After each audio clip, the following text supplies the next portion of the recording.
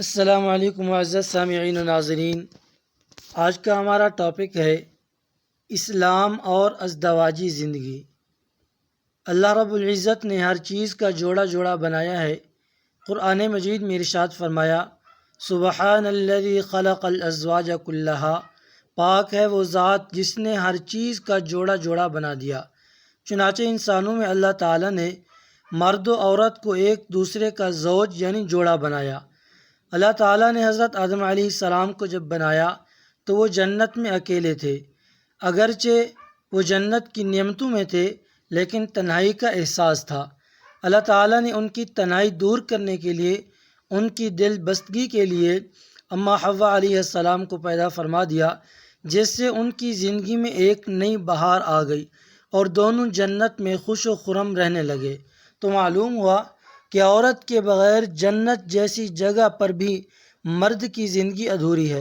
مرد و عورت کا جوڑا ایک دوسرے کی تسکین و راحت کے لیے بھی ضروری ہے اور نسل انسانی کی بقا کے لیے بھی ضروری ہے۔ شریعت کے مطابق میاں بیوی کا اکٹھے ہو کر ایک دوسرے سے ملنا اللہ کے ہاں عبادت کہلاتا ہے۔ دین اسلام کا حسن دیکھیے کہ انسان اپنی ہی خواہش پوری کرتا ہے اور اللہ تعالیٰ اس پر بھی اس کو اجر و ثواب عطا فرماتے ہیں۔ انبیاء کرام کی سنتیں۔ ترمذی شریف کی روایت ہے کہ 4 چیزیں سنن المرسلین یعنی انبیاء کی سنتیں ہیں۔ نمبر 1 الحیا، حیا داری یعنی تمام انبیاء با حیا ہوا کرتے تھے۔ نمبر 2 یعنی تمام انبیاء خوشبو کا استعمال کیا کرتے تھے۔ نمبر 3 تمام انبیاء مسواک کیا کرتے تھے۔ نمبر 4 یعنی تمام انبیاء ازدواجی زندگی بسر کیا کرتے تھے۔ غیر شادی شدہ حضور صلی اللہ علیہ وسلم کی نظر میں جس لڑکے کی شادی نہ ہو اور وہ جوان العمر ہو، حدیث پاک میں اس کو مسکین کہا گیا۔ جس لڑکی کی شادی نہ ہو اور وہ جوان العمر ہو، حدیث پاک میں اس کو مسکینہ کہا گیا۔ صحابہ کرام نے پوچھا کہ اگر یہ مال و دولت والے ہوں پھر بھی مسکین ہے؟ فرمایا ہاں، پھر بھی یہ مسکین ہے، گویا یہ لوگ قابل رحم ہے کہ عمر کے اس حصے میں یہ ازدواجی زندگی گزارنے سے محروم ہیں۔ ایک غلط سوچ، ہم جب بھی شریعت کے مطابق زندگی گزاریں گے تو گناہوں سے بچیں گے اور جب شریعت کو نظر انداز کریں گے تو گناہوں میں پھنسیں گے۔ آج حالت یہ ہوئی ہے کہ ابھی بڑی بیٹی کے نکاح کا فیصلہ نہیں کیا ہوتا اور نیچے کی 4 بیٹیاں جوان ہو چکی ہوتی ہیں۔ بعض اوقات تو لوگ بڑی بیٹی کی منگنی کر کے سوچتے ہیں کہ پھر کچھ عرصہ بعد نکاح کر دیں گے اور پھر اگلے سال رخصتی کریں گے۔ یہ سوچ انتہائی غلط سوچ ہے۔ شریعت نے جہیز وغیرہ کی کوئی پابندی نہیں لگائی، بلکہ اس نے تو موٹا سا اصول سمجھا دیا کہ جب مناسب رشتہ مل جائے تو تم اپنے سر سے فرض ادا کر دو۔ نکاح کی تقریب میں قبول اسلام۔ حضرت مولانا پیر ذوالفقار احمد نقشبندی بیان کرتے ہیں کہ ہم نے یورپ اور امریکہ میں دیکھا کہ نکاح کی محفل کو دیکھ کر کئی غیر مسلم عورتیں اور مرد مسلمان ہو جاتے ہیں۔ ہم نے نکاح کی ایک تقریب میں بیان کیا، پھر نکاح پڑھا۔ جس لڑکی کا نکاح تھا وہ ایک دفتر میں کمپیوٹر انجینئر تھی۔ اس کے دفتر کی دوسری لڑکیاں بھی آئی ہوئی تھیں، ان میں سے کئی غیر مسلم بھی تھیں۔ وہ نکاح کی اس تقریب سے متاثر ہو کر کہنے لگی کہ اسلام میں تو بہت ہی آسان طریقے سے نکاح ہوتا ہے، لہٰذا ہم بھی کلمہ پڑھ کر مسلمان ہوتی ہیں۔ قابل افسوس واقعہ، لاہور میں ایک صاحب کی بیٹی کی شادی ہونی تھی۔ اس نے 1 سال پہلے اس کی پلاننگ شروع کر دی، کارڈ چھپوائے اور بڑے پیسے خرچ کیے، حتیٰ کہ اس نے یہاں تک انتظام کیا کہ اس نے بارات کے ساتھ آنے والے ہر مہمان کے گلے میں 1000 روپے کا ہار ڈالا، اور وہ برتن جن میں باراتیوں نے کھانا کھایا وہ پتھر کے بنے ہوئے انمول قسم کے برتن تھے۔ وہ برتن اس نے خود بنوائے تھے۔ ان برتنوں پر اس نے اس شادی کی یادگار بھی لکھوائی تھی۔ ہر باراتی کو اجازت تھی کہ وہ اپنے استعمال میں آنے والے برتن یادگار کے طور پر لے جا سکتا ہے۔ ادھر لڑکے والوں نے بھی خوب انتظام کیا کہ چڑیا گھر سے کرائے پر ہاتھی لے آئے۔ دولہا میاں اس ہاتھی پر بیٹھ کر سسرال پہنچا جیسے جنگ کرنے چلا ہو۔ اس کے علاوہ بھی انہوں نے پیسہ پانی کی طرح بہایا۔ جب رخصتی ہو گئی اور مرد گھر واپس آئے تو عورتوں نے لڑکی کے والد سے پوچھا کہ حق مہر کتنا مقرر کیا۔ اس وقت ان کو خیال آیا کہ ہم نے تو نکاح پڑھا ہی نہیں ہے، تب انہوں نے باراتیوں کی طرف پیغام بھجوایا کہ بارات کو یہیں راستے میں ہی روک لیا جائے تاکہ لڑکی کا نکاح کرنے کے بعد اس نئے گھر میں داخل کیا جائے۔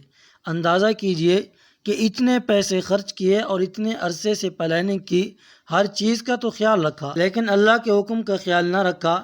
یہ دین سے دوری کا نتیجہ ہے۔ صحابہ کرام کے دور میں تو نکاح کا یہ حال تھا کہ ایک صحابی کسی گھر میں نکاح کرنا چاہتے تھے۔ انہوں نے اپنے ایک دوست سے کہا کہ اس گھر والے آپ کے واقف ہیں، لہٰذا آپ میرا پیغام پہنچا دیں۔ انہوں نے کہا بہت اچھا۔ انہوں نے جب ان کے گھر میں جا کر ان کا پیغام پہنچایا تو انہوں نے بات سن کر کہا کہ ان سے نکاح کرنے کو تو ہمارا دل نہیں چاہتا، البتہ اگر آپ نکاح کرنا چاہتے ہیں تو آپ سے کر دیتے ہیں۔ وہ کہنے لگے کہ اچھا پھر مجھ سے ہی کر دیں۔ گھر کے مرد وہیں موجود تھے، چنانچہ ان میں سے کچھ گواہ بن گئے اور وہیں ان کا نکاح کر دیا گیا۔ جب وہ باہر نکلے تو اپنے دوست سے معذرت کرنے لگے کہ معاف کرنا، میں تو آپ کے نکاح کا پیغام لے کر گیا تھا، وہ انہوں نے قبول نہ کیا اور مجھے کہا کہ اگر آپ نکاح کرنا چاہتے ہیں تو ہم آپ سے نکاح کرا دیتے ہیں۔ چنانچہ میں نے کہا کہ ٹھیک ہے، میں نکاح کر لیتا ہوں۔ آپ اس سوچ میں تھے مگر میرا نکاح ہو گیا ہے، لہٰذا میں معذرت خواہ ہوں۔ وہ جواب میں ان سے معذرت کرنے لگے کہ مجھے معاف کر دینا کہ اس نے آپ کی بیوی بننا تھا اور میں اپنے لیے کوشش کرتا رہا۔ سبحان اللہ، دوستی بھی قائم رہی اور نکاح بھی ہو گیا۔ دنیا میں جنت کے مزے۔ حضرت مولانا احمد علی لاہوری رحمۃ اللہ علیہ کا تعلق سکھ گھرانے سے تھا۔ آپ ابتدائی جوانی میں کلمہ پڑھ کر مسلمان ہو گئے اور دارالعلوم دیوبند میں داخلہ لے لیا، حتیٰ کہ آپ دورہ حدیث کے درجے تک پہنچ گئے۔ آپ یہ واقعہ خود سنایا کرتے تھے کہ جب میرے سسر کو ان کے گھر والوں نے کہا کہ اب ہماری لڑکی جوان ہے، اس لیے کوئی مناسب رشتہ تلاش کر کے نکاح کر دینا چاہیے، وہ پنجاب کے مدارس کے دورے پر نکلے تاکہ انہیں اپنی بچی کے لیے کوئی عالم فاضل نوجوان مل سکے، حتیٰ کہ دارالعلوم دیوبند پہنچ گئے۔ جب انہوں نے دورہ حدیث کی کلاس کو دیکھا تو ان کی نگاہیں میرے اوپر ٹک گئی۔ انہوں نے شیخ الہند حضرت مولانا محمود حسن رحمۃ اللہ علیہ سے پوچھا کہ یہ طالب علم کون ہے؟ انہوں نے بتایا کہ یہ سکھ گھرانے سے تعلق رکھتا ہے اور مسلمان ہو کر ہمارے پاس علم حاصل کر رہا ہے۔ انہوں نے پوچھا کہ یہ شادی شدہ ہے؟ شیخ الہند رحمۃ اللہ علیہ نے فرمایا نہیں۔ انہوں نے شیخ الہند رحمۃ اللہ علیہ سے پوچھا کیا یہ شادی کرنا چاہتا ہے؟ تو میرے استاد محترم نے مجھ سے پوچھا کہ کیا تم شادی کرنے کے لیے تیار ہو؟ میں نے عرض کیا حضرت میں مسلمان ہوں اور میرا سارا خاندان کافر ہے، اب مجھ اکیلے کو کون اپنی بیٹی دے گا؟ انہوں نے پوچھا کہ اگر کوئی اپنی بیٹی آپ کو دے تو آپ کی کیا رائے ہے؟ میں نے کہا حضرت میں اس سنت کو ضرور ادا کروں گا، میں اس کے ترک کا گناہ اپنے سر کیوں لوں؟ چنانچہ میرے سسر صاحب نے فرما دیا کہ کل عصر کے بعد نکاح ہوگا۔ فرماتے ہیں کہ اس کے بعد میں اپنے دوستوں کے پاس آیا اور انہیں بتایا کہ کل میرا نکاح ہے۔ طلباء ہی ہوتے ہیں، وہ یہ سن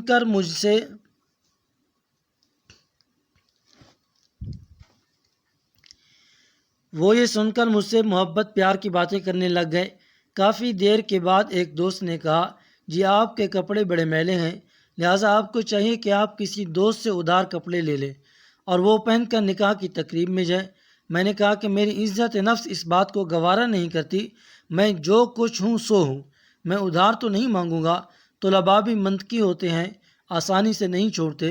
چنانچہ وہ کہنے لگے اچھا اگر کسی دوسرے سے نہیں مانگنا تو آپ اسی سوٹ کو دھو کر دوبارہ پہن سکتے ہیں تاکہ صاف کپڑے ہوں۔ حضرت کے اپنے الفاظ ہیں کہ میری بدبختی آ گئی کہ میں نے اپنے دوست کی بات مان لی، چنانچہ میں نے اگلے دن دھوتی باندھی اور کپڑے دھو لیے۔ سردی کا موسم تھا اور اوپر سے آسمان ابر آلود تھا۔ عصر کا وقت آ گیا، میں نے مسجد کے ایک طرف کپڑے ہوا میں لہرانے شروع کر دیے اور ساتھ ہی دعائیں بھی مانگنی شروع کر دی کہ اے اللہ ان کپڑوں کو خشک فرما دے، اور موسم کی خرابی کی وجہ سے کپڑے خشک ہونے پر نہیں آ رہے تھے، حتیٰ کہ عصر کی اذان ہو گئی اور میں نے سردی کے موسم میں گیلے کپڑے پہنے اور مجمع میں آ کر بیٹھ گیا۔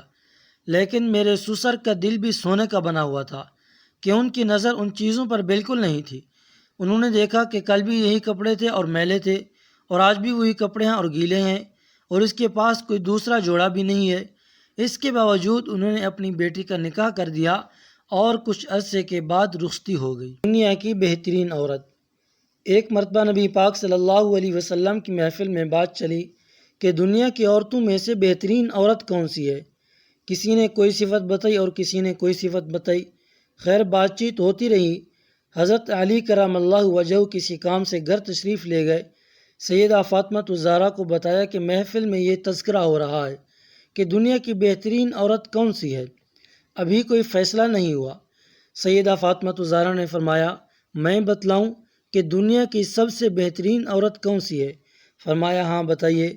فرمایا دنیا کی سب سے بہترین عورت وہ ہے جو نہ خود کسی غیر مرد کی طرف دیکھے اور نہ کوئی غیر مرد اس کی طرف دیکھ سکے۔ حضرت علی رضی اللہ عنہ محفل میں واپس تشریف لائے اور حضور اکرم صلی اللہ علیہ وسلم سے عرض کیا یا رسول اللہ، میری اہلیہ نے دنیا کی بہترین عورت کی پہچان بتائی کہ جو نہ خود کسی غیر محرم کو دیکھے نہ ہی کوئی غیر محرم اسے دیکھے۔ تو حضور صلی اللہ علیہ وسلم نے فرمایا فاطمہ تو میرے جگر کا ٹکڑا ہے۔ ایک دوسرے کی قدر کریں مرنے سے پہلے۔ عام طور پر دیکھا گیا کہ جب میاں بیوی قریب ہوتے ہیں تو ایک دوسرے سے لڑائیاں ہوتی ہیں۔ اگر اسی حالت میں خاوند فوت ہو جائے تو یہی بیوی ساری زندگی خاوند کو یاد کر کے روتی رہے گی کہ جی اتنا اچھا تھا، میرے لیے تو بہت ہی اچھا تھا۔ اگر بیوی فوت ہو جائے تو یہی خاوند ساری زندگی یاد کر کے روتا رہے گا کہ بیوی اتنی اچھی تھی، میرا کتنا خیال رکھتی تھی۔ ہم بندے کی قدر اس کے قریب رہتے ہوئے کر لیا کریں۔ کئی مرتبہ یہ دیکھا گیا کہ میاں بیوی جھگڑے میں ایک دوسرے کو طلاق دے دیتے ہیں۔ جب ہوش آتی ہے تو خاوند اپنی جگہ پاگل بنا پھرتا ہے اور بیوی اپنی جگہ پاگل بنی پھرتی ہے۔ پھر ہمارے پاس آتے ہیں کہ مولوی صاحب کوئی ایسی صورت نہیں ہو سکتی کہ ہم پھر سے میاں بیوی بن کر رہ سکیں؟